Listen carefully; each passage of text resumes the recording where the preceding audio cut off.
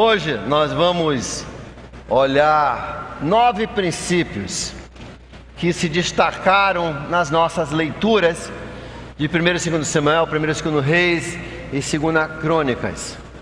E vamos aí tocar em um que é mencionado em Reis e também aparece em 1ª Crônicas. No livro de 1 Coríntios, capítulo 10, Deus diz que todas as coisas que Ele mandou escrever pelos profetas e por aqueles que compilaram a história de Israel, foram para nosso exemplo, para que nós soubéssemos andar nos caminhos do Senhor. Isso aparece no Novo Testamento. Então Deus, Ele quer que o Velho Testamento tenha exemplos e modelos para nós, e que esses princípios então rejam as nossas vidas. E por isso nós escolhemos 9 princípios que aparecem nesse texto, e nós vamos olhar hoje à noite esses princípios que apareceram na leitura do Palavra Fest 2019. O primeiro se encontra no livro de 2ª Crônicas, capítulo 15, verso 2. 2ª Crônicas, capítulo 15, verso 2.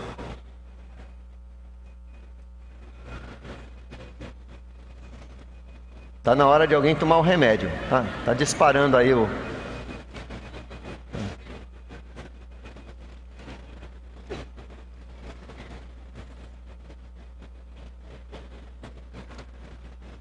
Pronto. É fogo quando a gente bota o alarme, né? E não sabe tirar. Às vezes, sem querer, eu boto o meu alarme, né? Eu toco no alarme, aí... Outro dia, 5 horas da madrugada, né? Dispara o alarme. Quem botou isso, né? Foi eu, né? Batendo aqui no bolso. Então, 2ª Crônicas, capítulo 15, verso 2. Né? O Espírito, olha só, o Espírito, verso 1 diz: o Espírito de Deus veio sobre Azarias, depois quando Asa voltava daquela vitória esmagadora que Deus o deu sobre um exército de 1 milhão de soldados da Etiópia. E depois daquela grande vitória, Asa tendo um exército mínimo, e Deus deu essa grande vitória. Aí o Espírito de Deus veio sobre Azarias, filho de Obed, que é o profeta. Azarias, que nome para profeta, Azarias, né? Azarado, né? Mas de qualquer forma, Azarias, filho de Obed, ele saiu para encontrar-se com Asa. Ele disse: escutem-me, Asa e todo o povo de Judá e de Benjamim.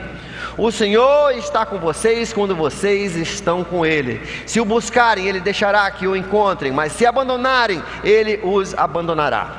Então, o primeiro princípio que nós descobrimos aqui, arma aqui levanta esse projetor, por favor, essa tela, esse monitor. Obrigado.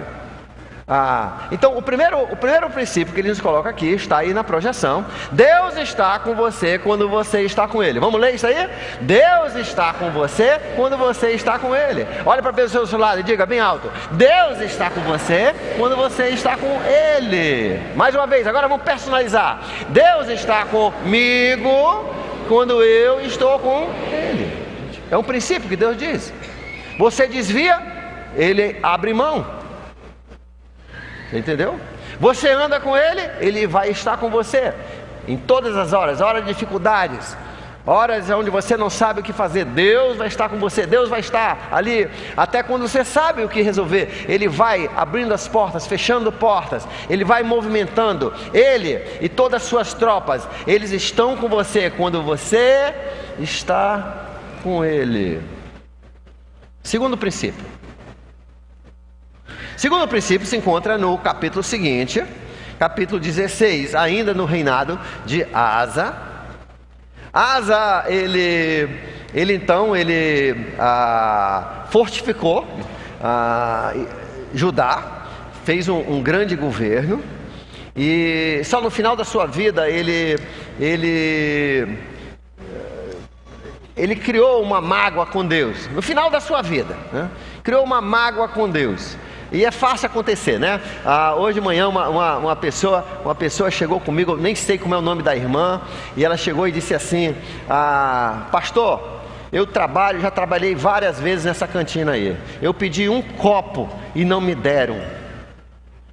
Eu estou muito chateada. Eu digo, irmã, a cantina não é minha.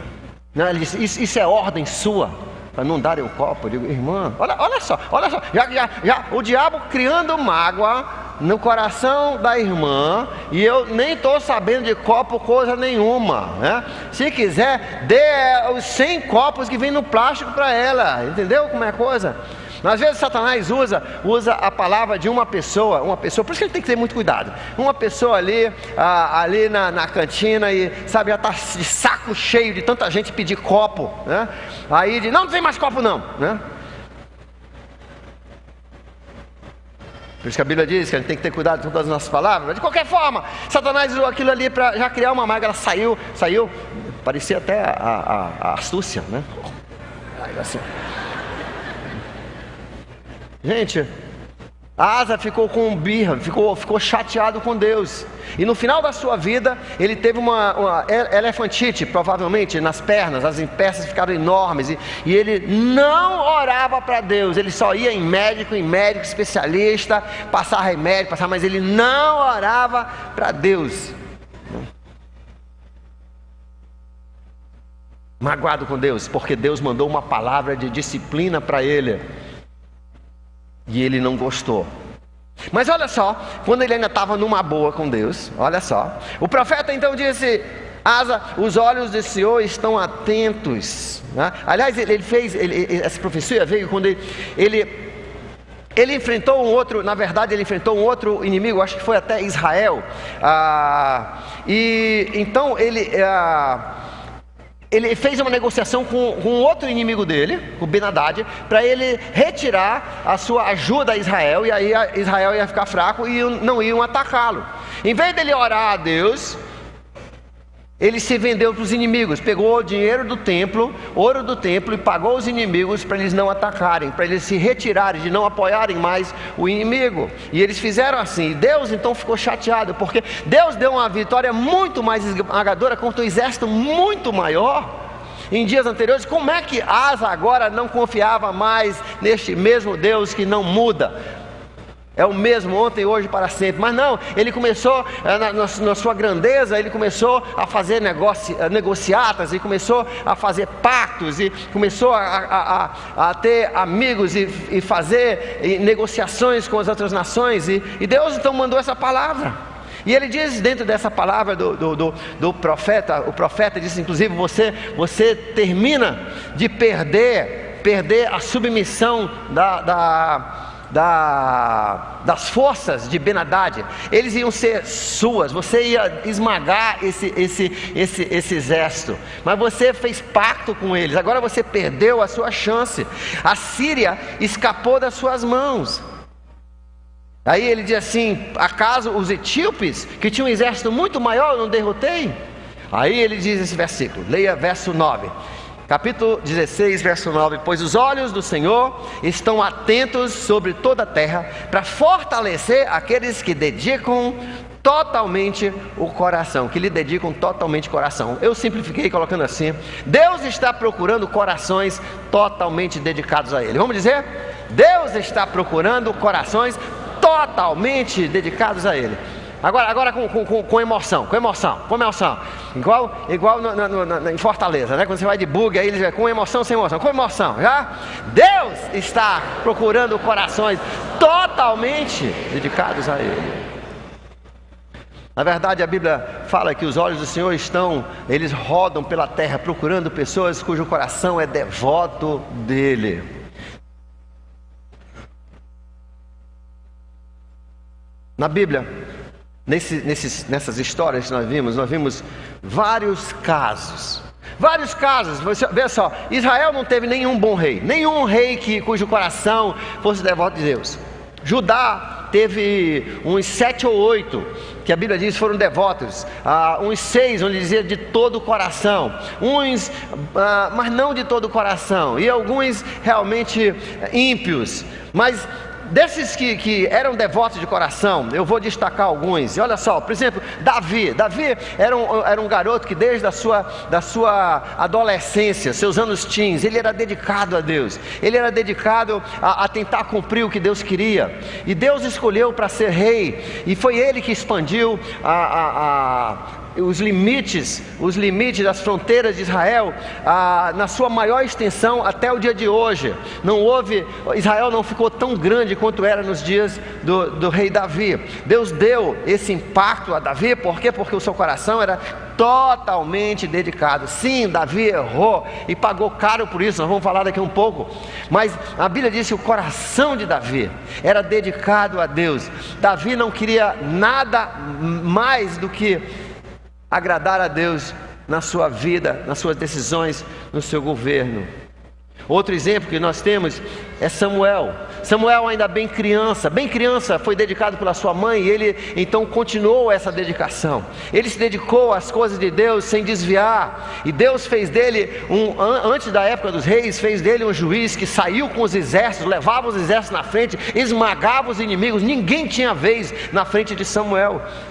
Por quê? Porque o seu coração era totalmente devoto do Senhor.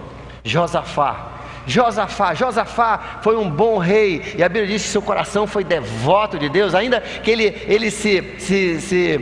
fez bobagem quando casou com a mulher errada, casou com uma filha de Acabe, quase acaba com ele. Mas Josafá, o coração dele era devoto do Senhor, nada mais ele queria no mundo do que ele agradar a Deus, e Deus deu vitórias esmagadoras. Uma vez, quando um inimigo enorme veio contra ele, e ele não sabia o que fazer, ele implorou a Deus, e Deus disse: vá e leva o coral, leva a banda, leva os músicos, leva os cantores, e vem me louvar, e vão ver o que eu faço. Quando os corações são devotos a mim. E quando chegaram lá na colina, olharam, e o exército enorme estava todo morto na sua frente. Deus havia virado uns contra os outros, e eles se mataram. E Josafá só precisou pegar o despojo de guerra. É isso que Deus fala e faz quando nossos corações são dedicados a Ele. Rei Ezequias também, outro rei cujo coração era dedicado totalmente a Deus.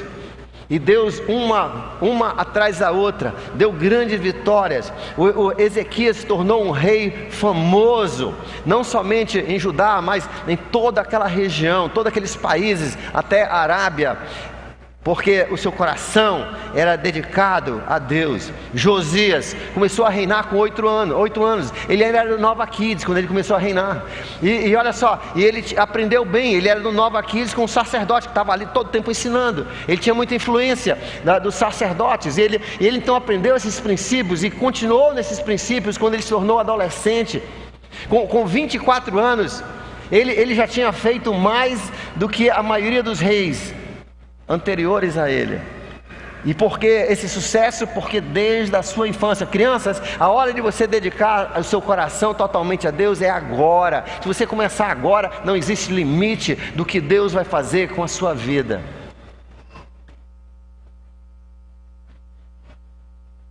Até o Manassés, que foi um rei bandido, um ímpio, que matou, provavelmente foi quem matou, cerrado ao meio, o profeta Isaías, que a Bíblia diz, derramou tanto sangue nas ruas de Jerusalém, que Deus então entregou ele na mão dos assírios, que o levaram puxado por um anzol no seu nariz. Você já levou um anzol no nariz, um anzol na mão quando você está pescando?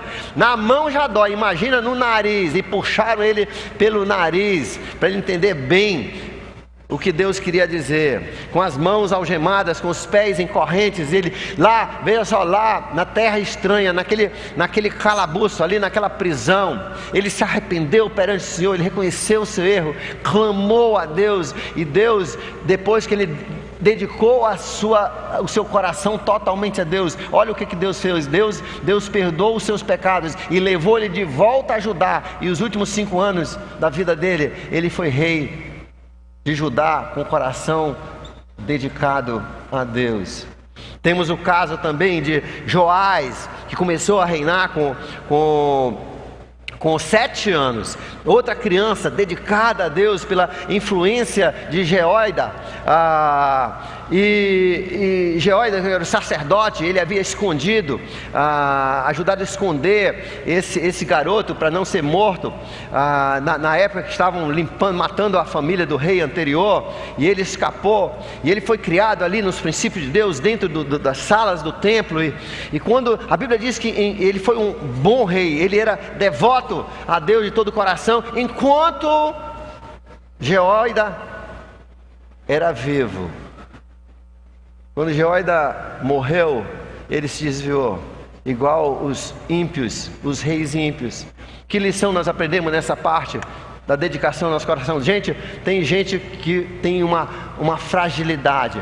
Quando você sai do convívio dos irmãos, você desvia.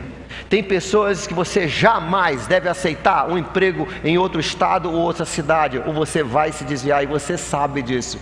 Você, inclusive, mal vive entre um domingo e o outro sem se desviar. Você precisa daquela pressão do seu GA, do culto. Você precisa desse apoio para você se manter. Então se mantenha, faça a sua parte de se manter sempre pertinho. E quando vier a oportunidade de você fugir, para você ir para outros lugares, sabendo que você não tem essa raça, essa parte da sua personalidade, do seu caráter é fraco, não vá, para que seu coração continue sempre dedicado a Deus. Os olhos do Senhor estão em toda parte, procurando pessoas cujos corações são completamente dele.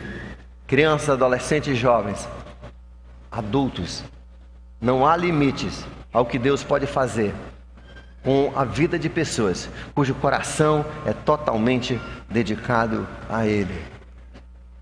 Terceiro princípio que nós descobrimos aqui, que nós vemos aqui, se encontra no lugar em 2 Crônicas, capítulo 15. 2 Crônicas, capítulo 15, verso 6. Diz assim: naqueles dias, verso 5, naqueles dias não era seguro viajar, pois muitos distúrbios afligiam todos os habitantes do território. Nações e cidades se destruíam umas às outras, pois Deus estava afligindo com todo tipo, toda espécie de desgraça. Parece até o Brasil, parece? Parece que ele está lendo aqui a história do Brasil. Você sai na rua, você é assaltado. Está melhorando um pouco, né? Está melhorando um pouco, mas o Brasil, por quê? Por que essa situação do Brasil? Por que esse problema econômico que nós temos? Porque o governo do Brasil, que foi eleito pelo povo brasileiro, é um governo que não queria nada com Deus, não queria nada dos princípios, da justiça de Deus, da retidão. Eles queriam fazer a sua corrupção, queriam se enriquecer com o dinheiro que era para ser dado aos serviços do povo. Eles se enriqueceram com isso, corromperam. O Brasil se tornou um país violento, que não pune como Deus manda aqueles que matam o seu semelhante. Se tornou um país onde a imoralidade, o Brasil ficou conhecido como um dos países mais imorais da face da terra. Os europeus, muitos europeus, homens europeus, vêm para cá com as propagandas do Rio de Janeiro para vir para um turismo de prostituição. Gente, Deus desaprova essas coisas. E Deus então ele permitiu, como permitiu naqueles dias, que a perturbação atacasse o Brasil. Eu creio que esses distúrbios que nós temos visto nos últimos anos, esse problema na nossa economia, isso veio de um país que virou as costas para Deus e talvez nunca andou com Deus. E de repente, por isso que eu falei alguns meses atrás que as coisas iam mudar. Porque agora nós temos um presidente que ele ajoelha, ele pede oração. Toda semana eu recebo pedido de oração no WhatsApp, ele pedindo oração de pastores, pedindo oração do povo, pedindo os ministros, pedindo oração para tomar as decisões certas. E gente, quando uma nação se volta a Deus, bem feliz é a nação cuja Deus é o Senhor. Gente, Brasil vai mudar, a economia vai mudar, o crime já caiu em 25%, em 25% em 6 meses. Gente, Deus ele abençoa o país onde o povo tem vez, o povo justo tem vez. Eu gostei das palavras de Bolsonaro agora semana passada. Ele disse: gente, a nossa Suprema Corte, ela não representa bem o Brasil.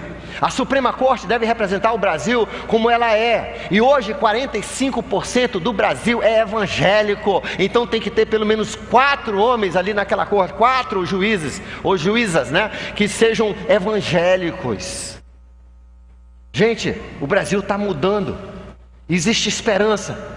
Porque homens têm dedicado a sua vida. Alguns daqueles que estão no governo hoje são homens que dedicaram desde a sua infância, desde a sua juventude, o seu coração completamente a Deus, não medindo a ameaça contra as suas vidas, porque eles querem fazer a vontade de Deus. A mídia grita separação de Estado e igreja. Gente, o Estado é 45% evangélico. E os outros 55% se dizem cristão. É um país cristão. E os princípios de Deus precisam reger essa nação, na nossa Constituição, nas nossas leis. Nós não somos um país ateu. Não cumpre essa mentira da mídia. A mídia não gosta porque a mídia vai perder muito quando a corrupção acabar. Já estão perdendo muito, salários baixando, porque eles estavam no meio dos esquemas.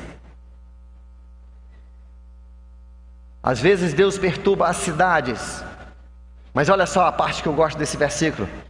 No final do versículo, no verso 6, ele diz assim, verso 7: mas sejam fortes e não desanimem, como aqui como era o nome do valente, o valente, vagabundo, né? O valente, né? Cansado, ai. O valente era aquele, valente tinha 15 anos de igreja, tinha. A estatística diz que quando o crente tem 15... Quantos tem 15 anos de igreja? Tem 15 anos de igreja? Diz que quando tem 15 anos de igreja, que você batalhou, você lutou. Agora, se você foi vagabundo, agora que você está na verdade, sendo de verdade, né? Agora que você conheceu Jesus de verdade. Mas você que batalhou, você 15 anos, você luta com coração devoto a Deus. Levanta a mão. Você que tem 15 anos, devoto, você luta mesmo pelos princípios, né? Gente, é nos 15 anos que você começa a desanimar. Você começa a cansar, e você diz assim: eu vou deixar isso para os jovens fazerem. Você começou a sua derrota. O dia de você se aposentar é o dia que te levar para o céu, Deus te levar para o céu, nem um dia antes. Não desanime, porque Deus diz aqui, se você continuar forte, não se desanimar, Deus vai te recompensar. Vamos ler esse versículo? Mas, verso 7, 15, 7, 2 Crônicas 15, 7. Mas sejam fortes e não desanimem, pois o trabalho de vocês será recompensado. Será recompensado. Você que acorda sábado, dia de dormir. Eu só trabalho no sábado, não é uma bênção. Eu sou o adventista do contrário, né? Porque isso aqui não é trabalho. Isso aqui não é trabalho. Fazer na igreja, para mim não é trabalho. Então, mas tem pessoas que acordam no dia que você devia dormir, e você vai e faz clubinho. E você vai, e você faz clube teens, e você vai e prepara material para o domingo, e você pega o seu sábado e você dedica isso a Deus, e depois ainda vem no domingo também. É tão dedicado que parece até freira de convento, né? Deus vai te recompensar. Deus vai te recompensar. Não deixe a Madame Astúcia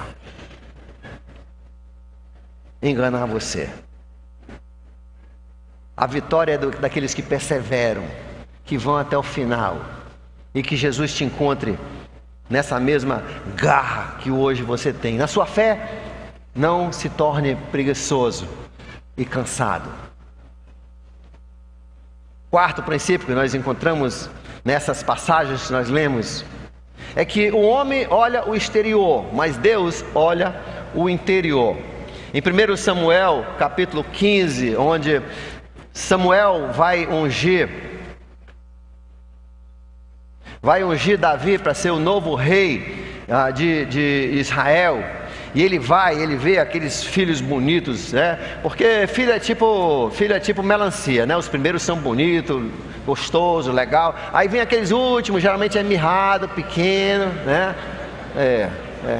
Lá em casa foi assim, a gente foi diminuindo, né? O primeiro era o mais alto, depois o menos, aí chegou a minha vez, né?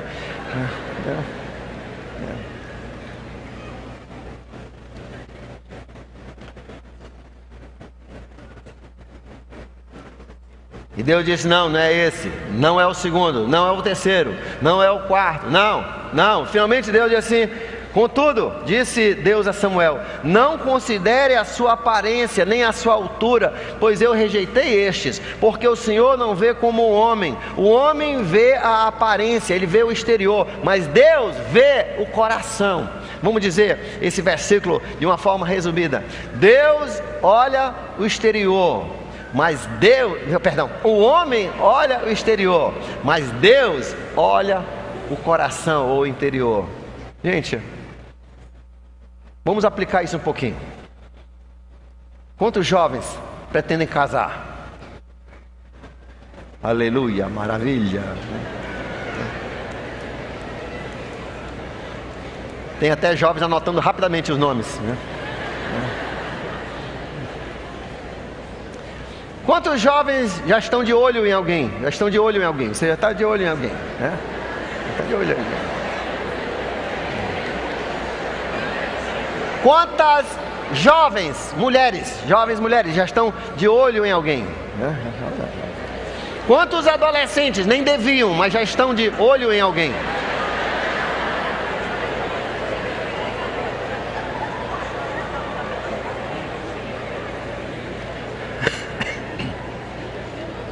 Quantas crianças? Oh, meu Deus.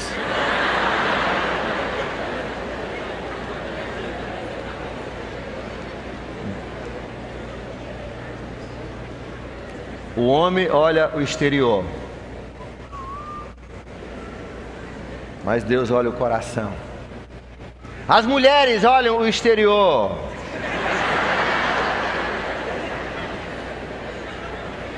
mas Deus olha o coração.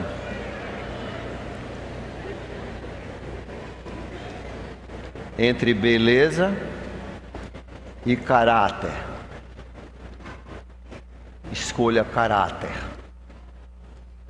porque não existe beleza que possa apagar a mágoa e o machucado quando você recebeu uma coroa e que não é de ouro, é de osso.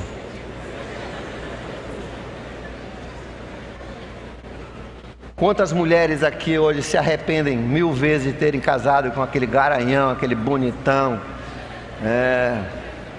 aquela promessa, mas você sabia que o caráter não era um caráter de Deus? Gente, escolham por caráter. Gente, isso também fala dos ministérios. Você que está escolhendo alguém para ajudar você no seu ministério, você é um co-líder. Não olha aquela pessoa que tem talento, não olha aquela pessoa que está sempre puxando o seu saco, entendeu? Não olha aquela pessoa que sempre está ali cooperando e tal. Olhe caráter, porque se não tem caráter, vai se corromper, não vai ser um bom líder. Procure caráter nas pessoas que você vai elevar para serem líderes no seu ministério. Caráter acima de aparência, de talentos. Eu me lembro logo que a gente chegou na igreja, muitos anos atrás, já fazem 20 anos, né? Quando nós instituímos essa questão de leitura bíblica e meditação, primeira coisa, as pessoas que vão estar aqui no palco, a gente tem que ser o exemplo, como ainda é hoje. Aqui, o pessoal que toca na banda, você sabe que todos eles meditam, eles fazem leitura bíblica. Então você viu todos eles no Palavra Festa, todos eles. Ai daquele que não levantou a mão, entendeu? Era tirado. Todo ano é assim. Todas essas pessoas, todos esses artistas, até o cara do mal, ele levantou bem baixinho a mão ali. Ele leu a Bíblia, por isso que ele sabia que era do mal, né? Então veja só, E aí, alguém, quando nós instituímos essas mudanças, um dos músicos chegou com a minha esposa e disse: pois a qualidade da banda, a qualidade da música dessa igreja vai lá para baixo, se você exigir essas coisas. Caiu muito a nossa música, você não acha que caiu muito a nossa música? Né? Naquele tempo tinha uma guitarra, um baixo, um violão acústico, uma bateria, e hoje tem uma orquestra aí de 80 pessoas, todo domingo tem instrumentos, tem vozes como nunca houve na história da igreja. Gente, não vá pela conversa do diabo. É caráter, é coração. Nas suas escolhas você tem que colocar isso em primeiro lugar. Caráter acima de talento, caráter acima de beleza. E você será abençoado, terá a aprovação de Deus e a bênção do Senhor. Número 5. O quinto princípio que nós descobrimos aqui: mesmo quando tomo decisões erradas, eu devo continuar servindo a Deus. Às vezes a gente toma decisões erradas, né?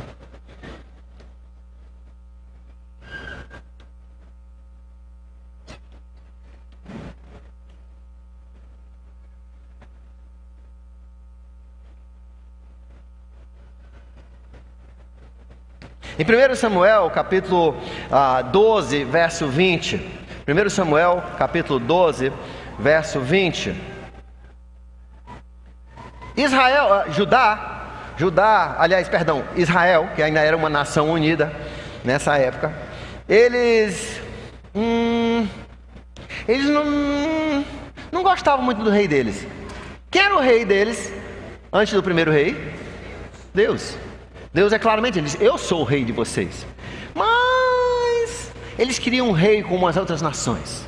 Eles queriam um cara bonito, queriam um cara com um palácio, que pudesse dizer: esse é o nosso rei, né? E pediram um rei. Isso entristeceu Samuel, porque o coração de Samuel era devoto de Deus, e ele sabia que esse pedido era um erro. Esse pedido era igual o erro lá no deserto, quando pediram carne. Nós estamos cansados desse manada, né? Nós estamos cansados desse maná. Isso é horrível, maná. Nós queremos carne. Deus deu carne, e com a carne veio cólera e matou milhares deles. Às vezes a gente toma decisões erradas. Pastor, eu casei com um cara totalmente errado. Eu casei com uma mulher, acho que do demônio. Eu tomei decisões erradas. Pastor, eu meti meu dinheiro naquela pirâmide que você falou, né? Estou arrependido, eu tomei uma decisão errada. Pastor, eu mudei de emprego, eu nunca devia ter mudado de emprego. Prometeram muito e pagaram pouco, e o emprego é terrível. Às vezes nós tomamos decisões erradas, até os melhores tomam decisões erradas. Mas Deus fala o que nós devemos fazer quando tomamos decisões erradas. No capítulo 12, Samuel, no seu último pronunciamento, ele diz: vocês pecaram terrivelmente quando vocês rejeitaram Deus como rei de vocês, escolheram um homem para ser o rei.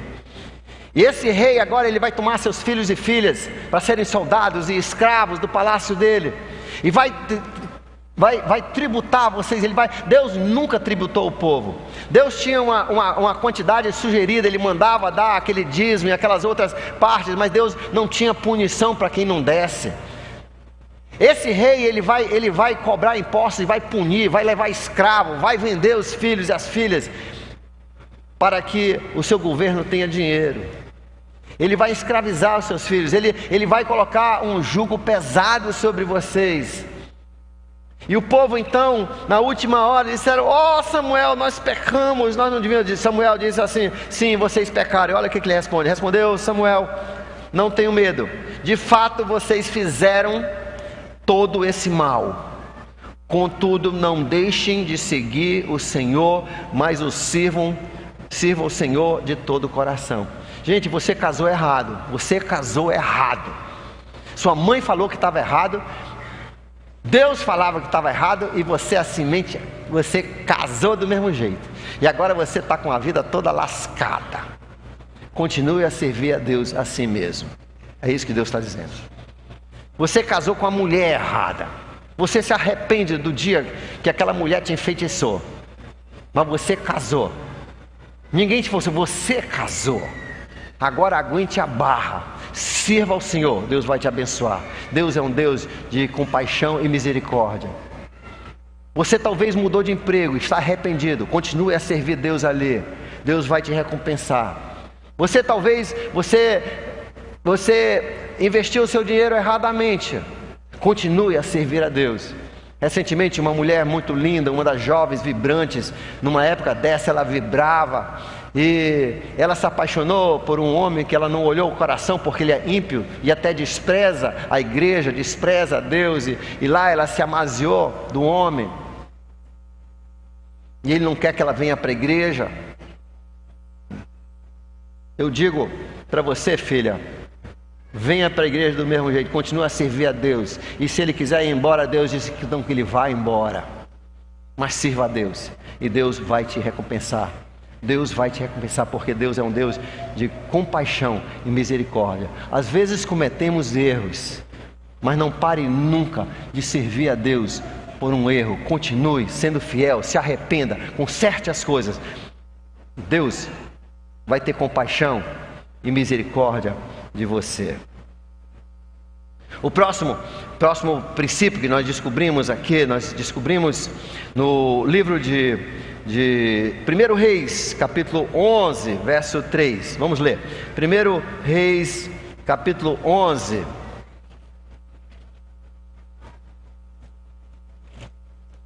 Verso 3. O rei Salomão, o homem mais sábio do mundo, mais rico, mais cheio de fama, era o top dos top, era o rei dos reis da terra. O rei Salomão amou muitas mulheres estrangeiras, além da filha de Faraó, que era estrangeira. Eram mulheres moabitas, aquelas que seduziram os jovens a uma festa, um carnaval, e por isso muitos jovens, milhares de jovens morreram lá no deserto. Amonitas, edomitas, sidônias, hititas. Elas eram das nações a respeito dos quais Deus tinha dito para os israelitas: vocês não poderão tomar essas mulheres como as suas esposas, porque elas os farão desviar para seguir os seus deuses. No entanto, Salomão apegou-se amorosamente a elas. Casou com 700 princesas e 300 concubinas, e as suas mulheres o levaram a desviar-se. Às vezes, veja só o que nós aprendemos aqui. Relacionamentos errados, diga comigo, relacionamentos errados desviam até os melhores. Mais uma vez, fala bem alto, porque isso aqui precisa entrar na cabeça de muita gente. Relacionamentos errados desviam até os melhores. Tinha uma mulher muito legal aqui da igreja. Ela tinha um bom emprego, um excelente marido, excelentes filhos, um casal abençoado. Eram os casais, uma das famílias mais abençoadas da igreja. Era uma família alegre, uma família que dava gosto de você passar uma tarde com eles. Mas ela começou lá no trabalho dela a andar com lésbicas. Daqui um pouco ela estava no chat com lésbicas e vendo séries de lésbicas, e hoje ela é lésbica. Perdeu a família. As crianças estão sendo criadas com 2 mulheres.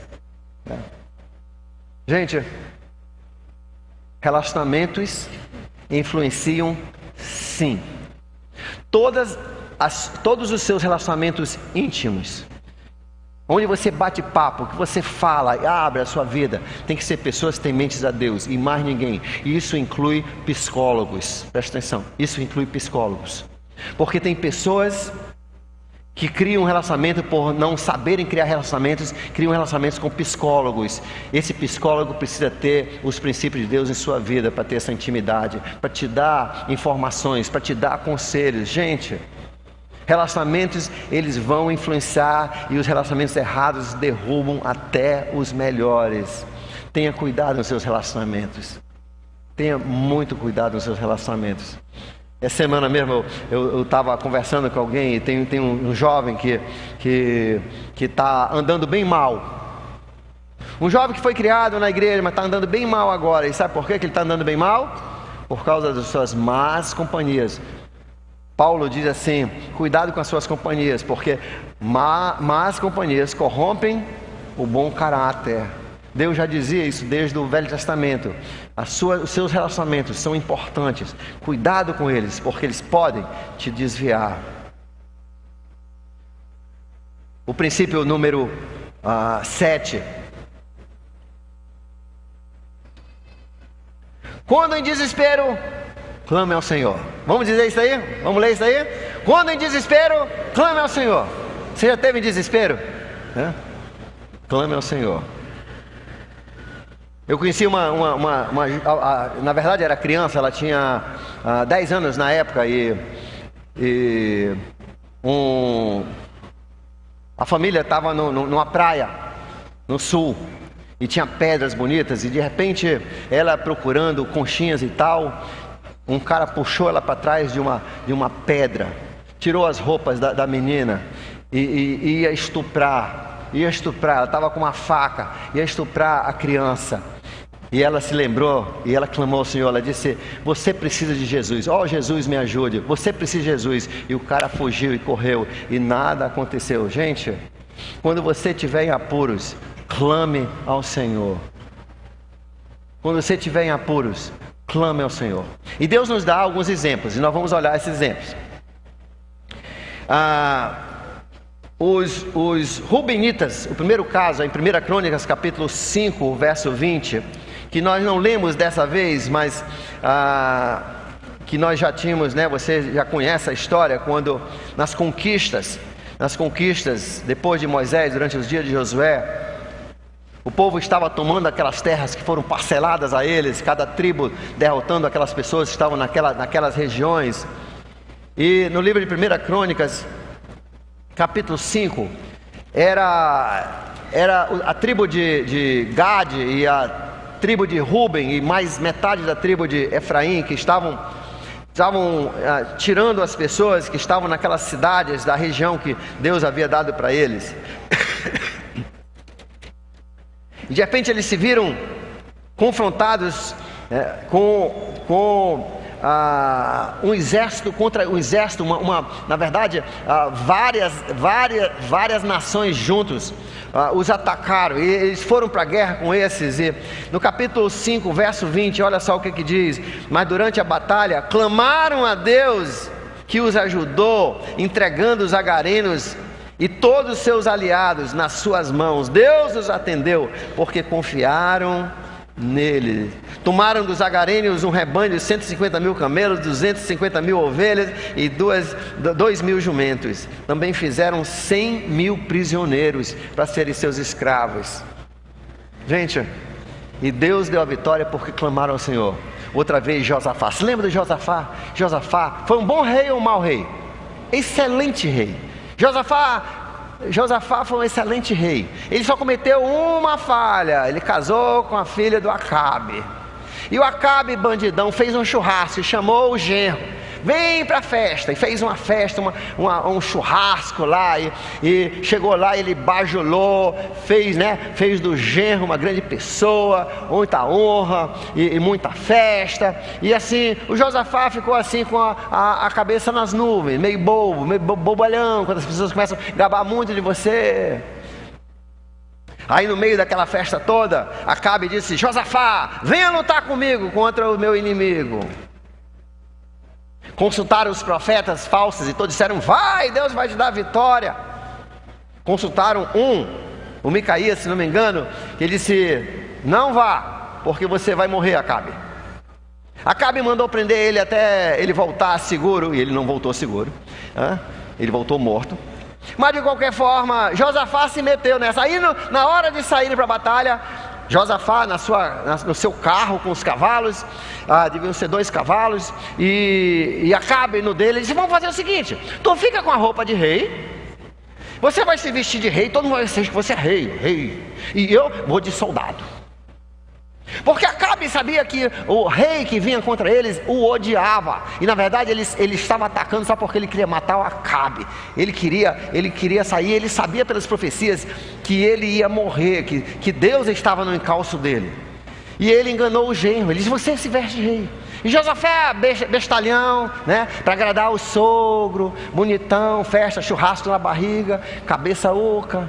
Naquele momento, da astúcia, né? Que parece que foi seduzido pelo mal.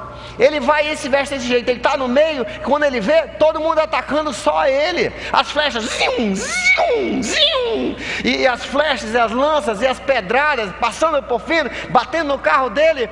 E ele não sabia, ele olhou, estava todo mundo correndo só atrás dele.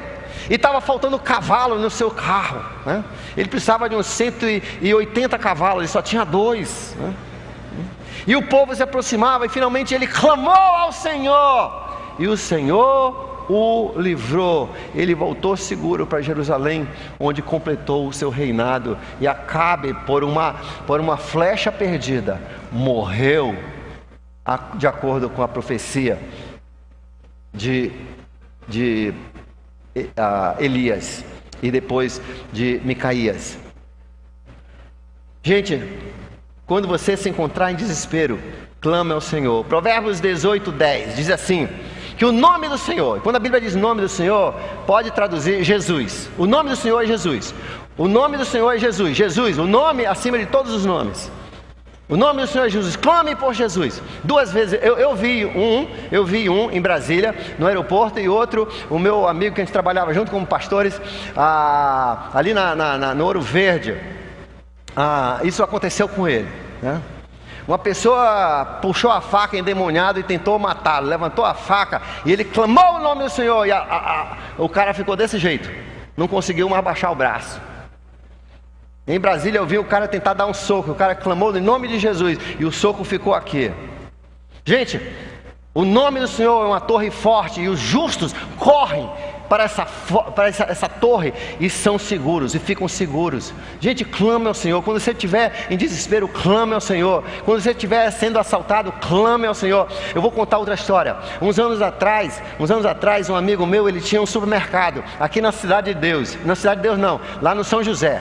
E cara, toda semana roubavam ele. Toda semana, quando ele estava principalmente nos dias que ele viu que tinha mais dinheiro, o pessoal entrava, assaltava ele. Finalmente ele não aguentou mais, ele pegou, vendeu o mercadinho dele, botou o dinheiro no banco e disse: eu vou arranjar outra coisa para fazer. Quando terminou de vender, na mesma semana, ele foi comprar o rancho no outro supermercado. Quando ele entrou no supermercado, já agarraram ele, puxaram para a salinha lá do gerente. E estava todo mundo lá, e os bandidos com as armas. E lá do lado dele estava uma mulher, e ela dizia: ó Senhor, tu sabes que eu só tenho esse dinheiro, e esse dinheiro é para comprar a comida dos filhos. Ó Senhor, não deixa esses bandidos levarem minha comida. Ó Senhor, não deixa esses bandidos roubarem. Ó Senhor, segue esses bandidos para minha bolsa. Ó Senhor. E ele do lado dela, ele disse, né? Ele disse assim: cala a boca, mulher, cala a boca, cala a boca. E ela clamando ao Senhor. Os bandidos roubaram todo mundo, e quando chegaram nele, pularam ele e ela e foram embora. O nome do Senhor é torre forte. Gente, quando você estiver em apuros, clame ao Senhor. Clame ao Senhor. Quando você se descobrir, independente de qual é a sua situação de desespero, clame ao Senhor. Ele é torre forte, e Ele vai te trazer segurança.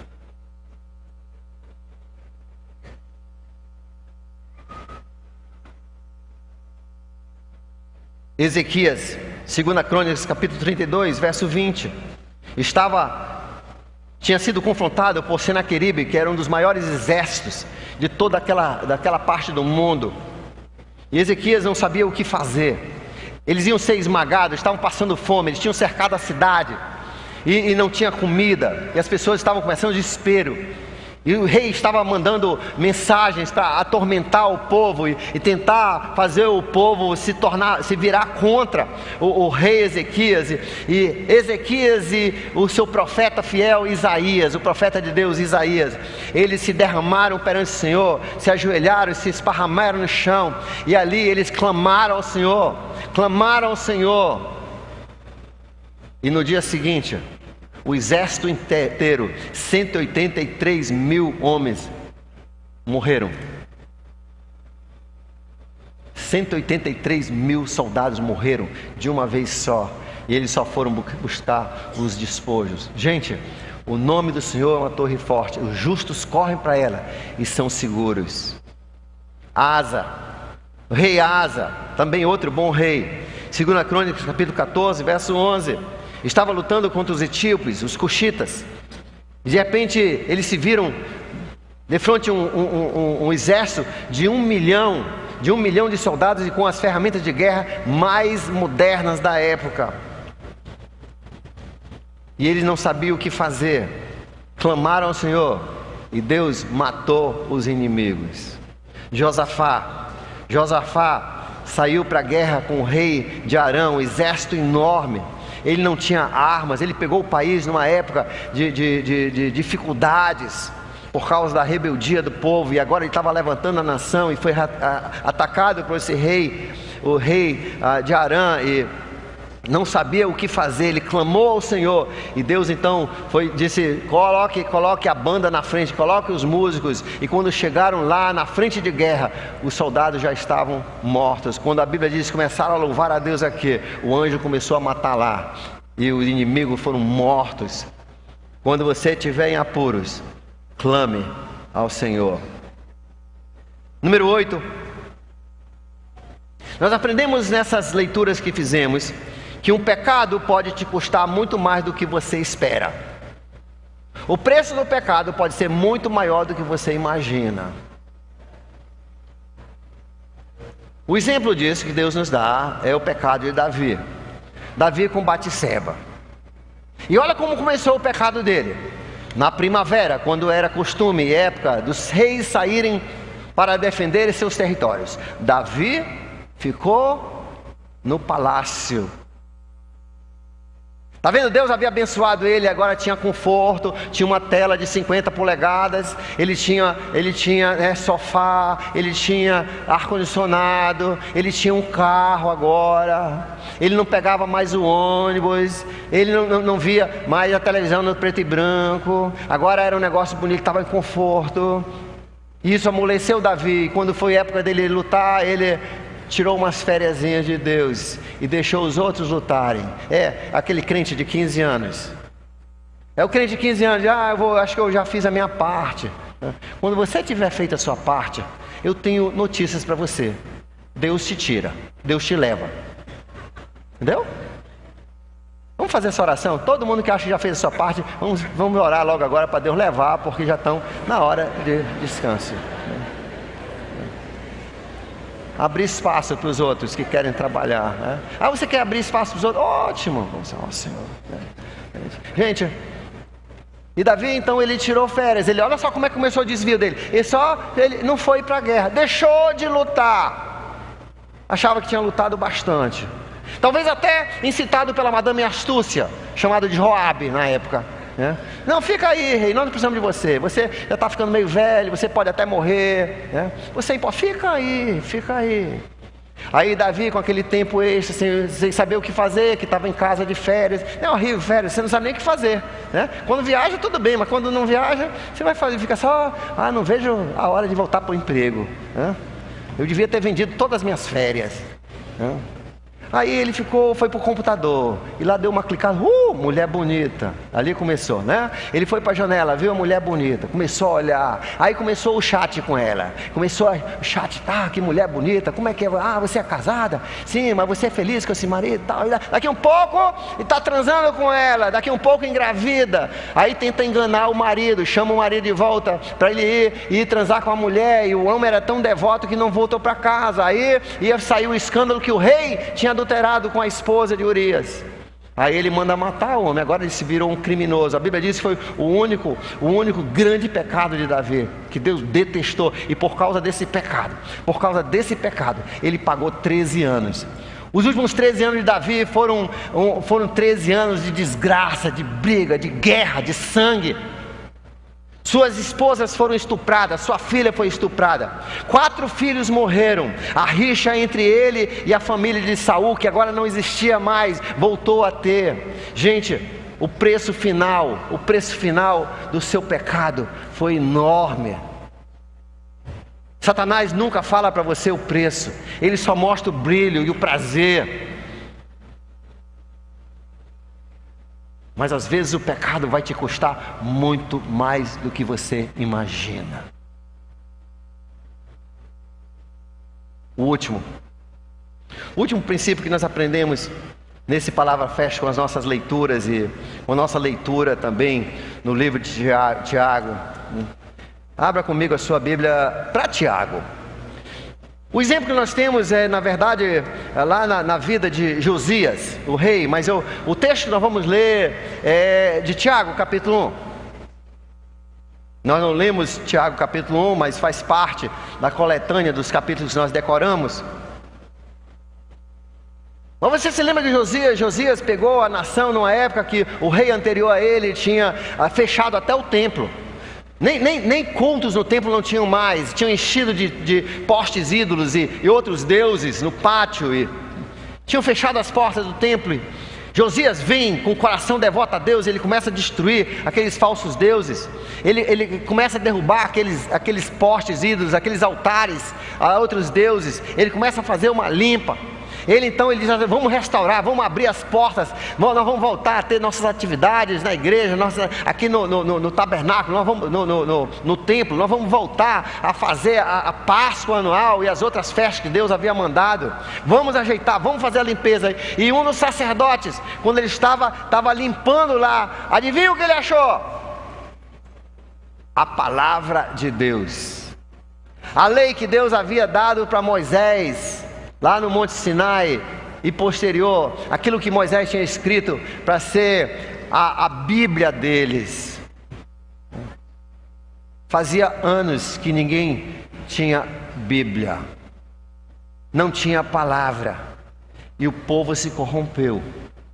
É como algumas igrejas que você vai e você tem todos os caqueados da religião, mas falta palavra na vida das pessoas. É um povo fraco, é um povo idólatra. É um povo que ama mais o mundo do que a Deus.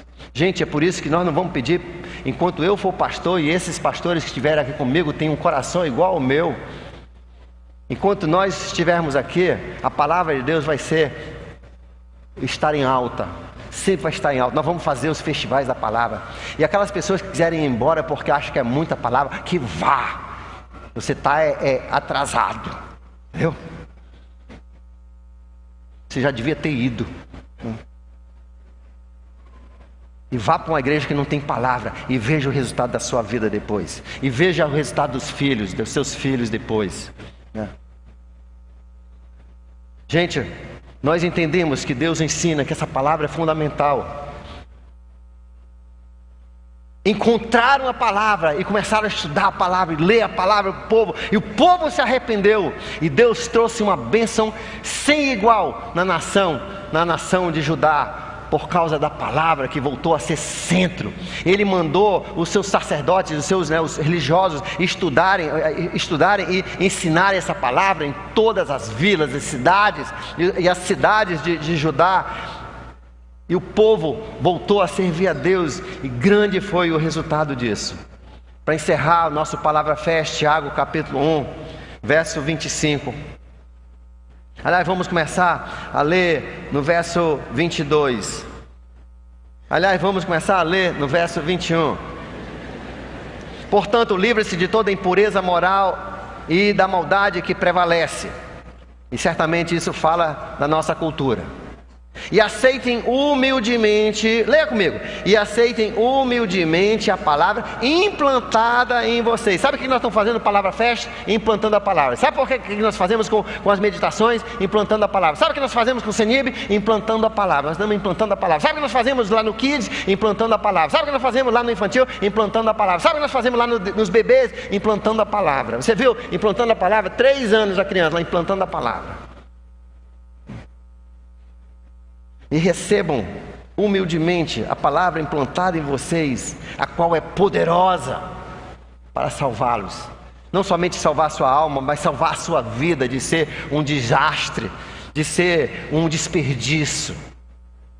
Sejam praticantes, leia comigo essa parte, verso 22. Sejam praticantes da palavra e não apenas ouvintes, enganando-se a si mesmos. Aquele que, leia comigo, leia, aquele que ouve a palavra, mas não põe em prática, é semelhante a um homem que olha a sua face no espelho e depois de olhar para si mesmo, sai e logo esquece aquele chocolate que está todo melado na cara, né? Aquele preto que está no dente, esquece. Mas o homem, continue comigo, verso 25. Mas o homem que observa atentamente a lei perfeita, que é a palavra de Deus, que traz a liberdade e persevera na prática dessa lei, não esquecendo o que ouviu, mas praticando, será feliz em tudo que fizer. Gente, nós fazemos o Festival da Palavra para dar um up, porque às vezes a gente fica meio preguiçoso, não é isso? Eu volto a memorizar muito nessa época.